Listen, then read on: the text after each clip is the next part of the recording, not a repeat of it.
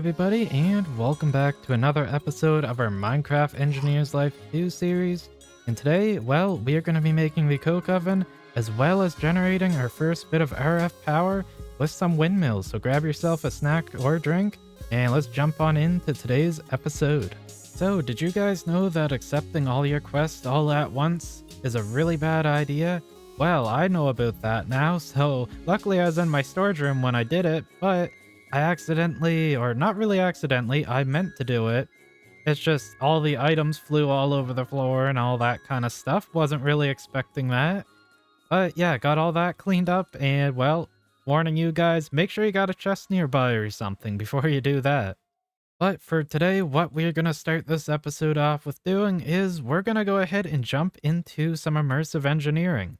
And to do that, we need to set up the coke oven so that way we can make some creosote oil for stuff like treated wood and all that kind of stuff. So we're going to go ahead and we're going to start on that. But yeah, to make the coke oven pretty easy.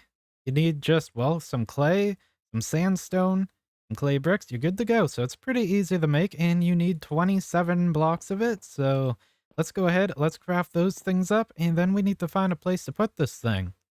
There we go, everything's all crafted up, and I think what we're gonna do is we're gonna go ahead and just chuck everything in the back of the house here, just right back here. I think would be the perfect place, so let's go ahead and let's do that.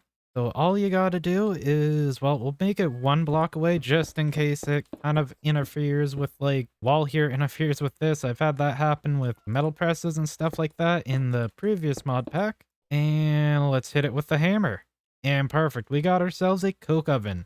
Now, in order to use this here coke oven, what you gotta do is you're gonna need some wood, so grab yourself some wood, just some logs is fine. And what you have to do is go ahead and just throw them in, and then you'll get some charcoal, as well as a little bit of creosote oil. Now, for an alternative way of doing it from the way I'm currently doing it, is you can actually go ahead and you can use coal. So put some coal in, you can make coal coke, and that creates 500 millibuckets of creosote oil. The way I'm doing it like this actually only makes you 250 millibuckets, so using coal, you actually get double the amount of creosote oil. So I think coal is actually the much better option to go with here, because charcoal, it can only cook up to 8 items in like a furnace, same with normal coal. But the coal coke, which you get from putting coal in here, can actually go ahead and cook up to 16 items, I believe. Yeah, 16 items. So yeah, use coal instead of the wood like I'm doing. So I'm going to go swap that out real quick. So eventually this is going to go ahead and it's going to fill up with creosote oil and stuff like that. And we're going to have a place to put it. So you can actually go ahead and make a few barrels here.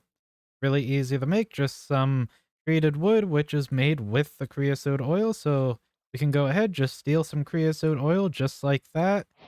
Take a few buckets of that. Can I get a third? Yes, I can. Nice.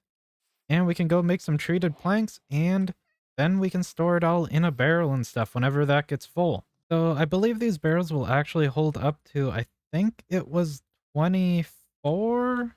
Let's see. Oh, it doesn't say. Okay. It doesn't say, but I think it's like 24 or 12 millibuckets. Not 100% sure on that, but I think that's how much they held.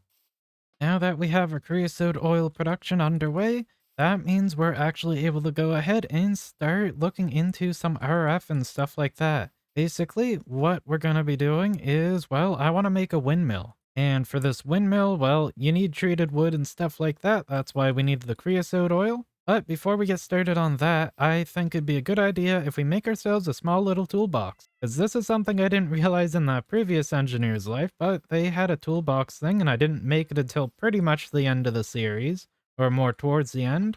And it's pretty useful. It basically allows you to carry around all your tools and stuff with you, and as well as the wires and all that kind of stuff. So it's pretty nice and handy to have. So let's go ahead and let's make that thing real quick. And we'll jump into creating the windmill.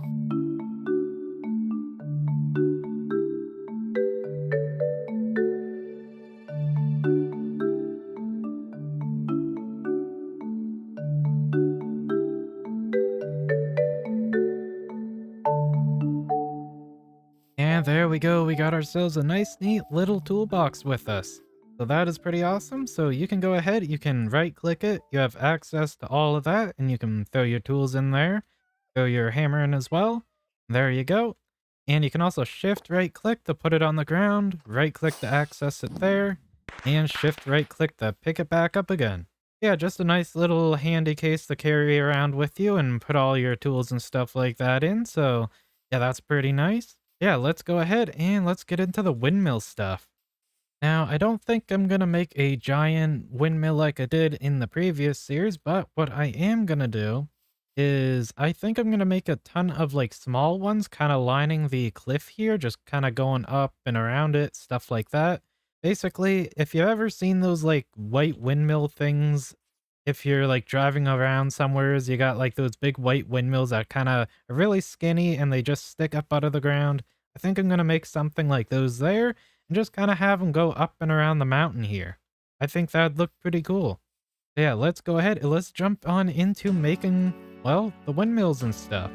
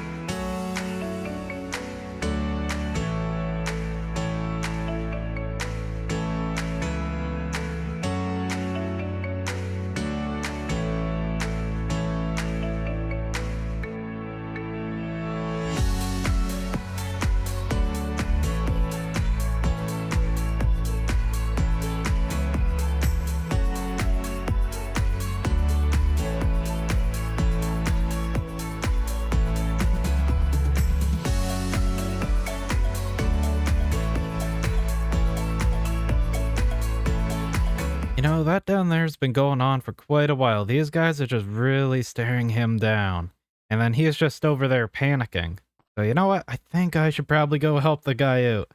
Been like almost, I think, like 5-10 minutes, something like that. Oh, they noticed me already. Wow. You guys are quick at noticing stuff. Jump down the cliff. Luckily, we got some lava right here. That's right. Hit yourselves. Good job, idiot. And perfect. There we go. Traveling merchant, you're safe. No need to panic anymore. Oh, the elephant's still panicking. What do you got for sale? Nothing useful. Okay. Yeah, all the wind turbines are done. That is what they are called. They are called wind turbines. I have now looked that up. But anyway, yeah, they are all done now. And yes, the windmill part of it is on there. You just can't see it from too far away. And yeah, it does kind of, I'm not gonna lie, I kind of noticed this while building it. If you go ahead and you just gone and added a little thing right there, it'll look just like a spray bottle. So on the inside of our giant spray bottle turbines, if I go on up here, I actually have one set up. I think it's the middle one here. If we go on in here, we can just go ahead and run a wire from up there in the battery, and the battery is just directly connected to the dynamo, which the windmill's connected to. And we can just run a wire down here, and then we just gotta bring it out here, is what we gotta do. So I need to dig out a separate hole that isn't the door for that. But what I want to do with the wires and stuff like that, once we get it out here, well, we can actually make these like wooden posts here, basically telephone pole kind of things. And using these post things, what we're going to do is we're going to go ahead and run our wires all the way down to the greenhouse down there. I think that's where I'm going to use most of my power. But yeah, let's go ahead and let's get started on that.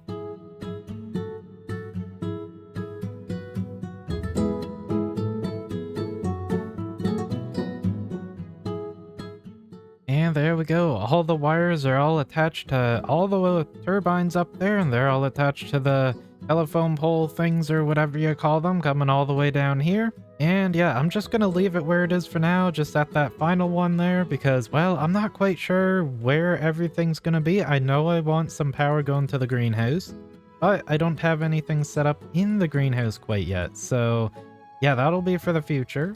One thing I gotta say before I actually go ahead and expand this here in the future and stuff like that is we definitely need to find a cheaper way of crafting the wires and stuff like that. Because the current way I'm crafting this stuff is basically I use a hammer to make plates, and that requires 2 copper. That's kind of expensive to make 1 plate, and then you get like, I think it's 1 wire as well when you use the wire cutters, I think. But yeah, it's rather expensive, so I'd like to get a metal press. I think that'd be a good idea to start aiming for something like that. But we won't be able to do that today because, well, to get a metal press, you need steel. And to get steel, you need to go to the nether. And the nether is quite different in this pack, getting there and getting out of the nether, that is. And honestly, there's quite a bit of stuff I want to get into that requires me getting to the nether. So I'm hoping, not too sure, but hoping next episode we can definitely do that. So hopefully next episode we will be able to do that. But for today, that is gonna be it. But before we end it here, let's go ahead, let's give our friend here a name.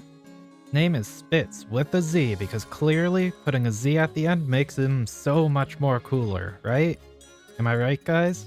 But yeah, that right there is gonna be it for this episode. So thank you guys very much for watching. If you enjoyed it, don't forget to hit that like button. And if you're new, don't forget to subscribe for more modded Minecraft in the future.